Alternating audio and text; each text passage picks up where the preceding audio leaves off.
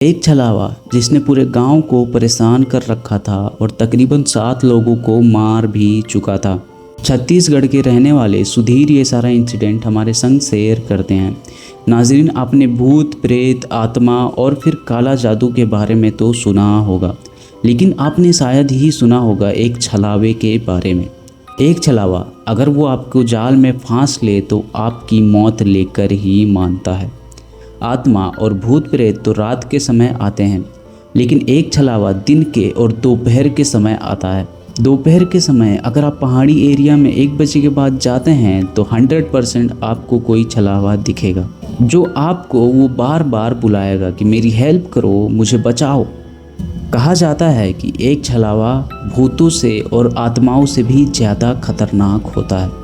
आत्मा आपके शरीर पर कब्जा करके आपको टॉर्चर करती हैं, लेकिन छलावा आपको डायरेक्ट मार ही देगा। बहुत ज़्यादा जिद्दी और बहुत ज़्यादा एग्रेसिव होते हैं। अगर वो किसी शरीर के अंदर जाए और उनकी मांगें पूरी ना की जाए तो वो शरीर को टॉर्चर करने लगते हैं। छोटी मोटी टॉर्चर नहीं, बड़ी टॉर्चर। या तो शरीर को पैरालाइज कर देंगे या फिर किसी न किसी बॉडी पार्ट को ऐसा कर देंगे कि वो काम करना ही बंद कर दे। नाज़रीन, बात है 2019 की, जब छत्तीसगढ़ के रहने वाले सुधीर भैंस और बकरी चराया करते थे। उनका घर पहाड़ के जस्ट साइड में होता है और आसपास दूर दूर तक कोई घर नहीं होता। कहा जाता था कि उनके गांव के पीछे वाले पहाड़ पर एक छलावा रहता है। ये सारी बातें पूरे गांव में फैल जाती है, लेकिन ये इंसिडेंट होते या फिर किसी की मौत होते छलावा के द्वारा किसी ने देखा नहीं था। एक दिन सुधीर अपनी बकरियों को उसी पहाड़ के पास चरा रहा होता है, घास खिला रहा होता है। अचानक से उसमें से एक बकरी पहाड़ की तरफ एग्रेसिवली बहुत तेज़ी से भाग रही होती है।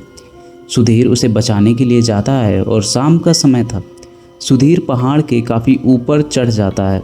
नाजरीन, बकरी के चक्कर में वो भूल जाता है कि वहाँ जाने के लिए मना किया गया है और वहाँ कोई और शख्स भी रहता है। जैसा कि मैंने कहा, छलावा दोपहर के समय आता है, शाम के समय शायद ही आता है। ये गांव वालों का कहना था, क्योंकि जब भी दोपहर को वो पहाड़ की तरफ देखते तो उन्हें छलावा दिखता था जो उनसे हेल्प मांग रहा होता था।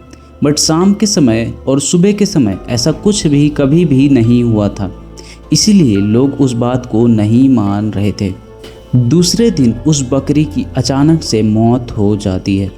ये कोई नई बात नहीं होती। जब जब गांव वाले उस पहाड़ के पास किसी भी बकरी या फिर जानवर को लेकर जाते थे घास खिलाने के लिए, तब तब उनकी मौत हो जाती थी। एक शाम सुधीर का भाई रणवीर, जो उसी पहाड़ के साइड के रास्ते से अपने घर की तरफ आ रहा होता है, रास्ते में वो छलावे को और पहाड़ के बारे में बहुत बुरा भला कहता है और गालियां भी दे रहा था, जैसा कि उसके बकरी का खो जाने का उसे बहुत ज़्यादा गम हो।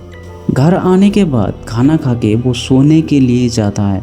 उसी रात उसके साथ कुछ गलत होने वाला था। रणवीर की शादी नहीं हुई होती और वो घर के थोड़ी दूरी पे एक कमरे में अकेले सोया करता था। रात में जब वो हल्का नींद में चले जाता है तब किसी के रोने की आवाज़ उसे सुनाई देती है। नाजरीन, वो घर के जस्ट बाहर से ही आ रही थी, लेकिन रणवीर उसे देख नहीं पा रहा था। जिस सुबह बकरी की मौत होती है उसी शाम सुधीर ड्रंक होके आता है घर। रास्ते में वो छलावे को और पहाड़ के बारे में बहुत बुरा भला कहता है और गालियां भी दे रहा था, जैसा कि उसके बकरी का खो जाने का उसे बहुत ज़्यादा गम हो। घर आने के बाद खाना खा के वो सोने के लिए जाता है। उसी रात उसके साथ कुछ गलत होने वाला था। रणवीर की शादी नहीं हुई होती और वो घर के थोड़ी दूरी पे एक कमरे में अकेले सोया करता था। रात में जब वो हल्का नींद में चले जाता है तब किसी के रोने की आवाज़ उसे सुनाई देती है। नाजरीन, वो घर के जस्ट बाहर से ही आ रही थी, लेकिन रणवीर उसे देख नहीं पा रहा था। रणवीर खिड़की से बाहर झांक कर भी देखता है पर वहाँ कोई नहीं होता। कहा जाता है कि जब भी रात के अंधेरे में आपको ऐसे कोई बुलाए, कोई आवाज़ लगाए तो बाहर नहीं जाना चाहिए। इसीलिए वो बाहर तो नहीं जाता, पर उसे ये आवाज़ बार बार सुनाई दे रही थी, जिसके कारण वो रात में सो नहीं पाता। उस रात तो जैसे तैसे रणवीर ने काट लिया। दूसरे दिन ये सारी बातें अपने भाई के साथ शेयर करता है, लेकिन सुधीर उसकी बातों पर यकीन नहीं करता, क्योंकि सुधीर को पता था कि ये रात में ड्रिंक करके सोता है। दूसरे शाम तकरीबन 8 बजे रणवीर खाना खाकर सोने का ट्राई करता है। सोते समय डेली रणवीर ड्रिंक करता था, इसीलिए जो भी रात में बातें होती, कुछ भी होता तो उसे याद नहीं रहती थी। उस रात तकरीबन 10:30 बजे जब वो सोने जाता है तब उसे ऐसा लगता है कि जैसे कोई उसके कमरे में चल रहा हो। उसे वो दिखाई तो नहीं देता, बट पायल की आवाज़ और हाथों में चूड़ियों की आवाज़ उसे बहुत अच्छे से सुनाई दे रही थी। थोड़े समय बाद एक झटके से कोई उस पर हमला कर देता है। कोई उसे बहुत तेज़ी से मारने लगता है। वो बहुत तेज़ी से चिल्लाता है और कमरे के बाहर भागने का कोशिश करता है। उसके दिमाग में थोड़ा भी नहीं था कि घर वालों ने कमरे से बाहर जाने के लिए मना किया है, और जो एंटिटी थी, जो भी था वहाँ पे उसे जो मार रहा था, वो चाहती थी कि वो कमरे से बाहर जाए। रणवीर कमरे से भाग के डायरेक्ट अपने घर में जाता है। जैसे ही घर में पहुंचता है वैसे ही जो एंटिटी थी जो उसे मार रही थी वो उसका पीछा छोड़ देती है, उसे मारना छोड़ देती है। रणवीर को लग रहा था कि सब कुछ ठीक हो गया है, बट सब कुछ ठीक नहीं होता। असली प्रॉब्लम तो अब होने वाले थे।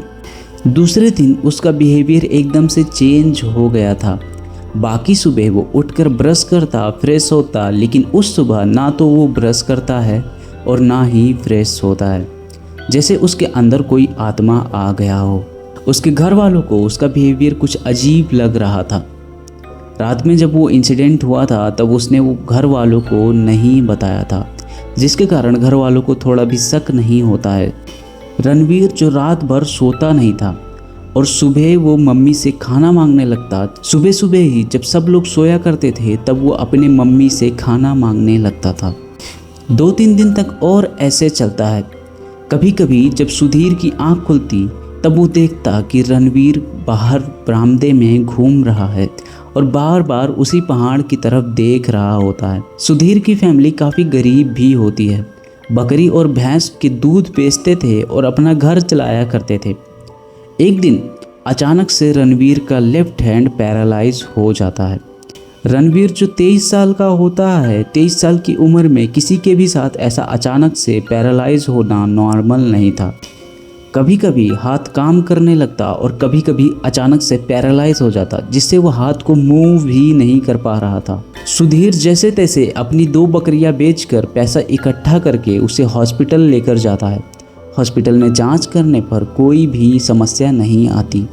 सुधीर ने बताया जब भी कभी कभी उसकी आंख खुलती तब वो देखता कि रणवीर पहाड़ की तरफ निहार रहा होता है। ऐसा लग रहा था कि जैसे कोई रणवीर को पहाड़ की तरफ बुला रहा हो।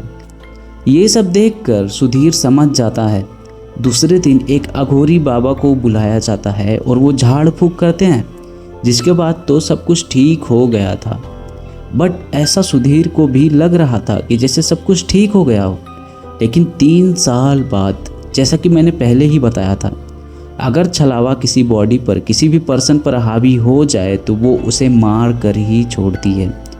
तकरीबन 3 साल बाद अचानक से रणवीर की मौत हो जाती है।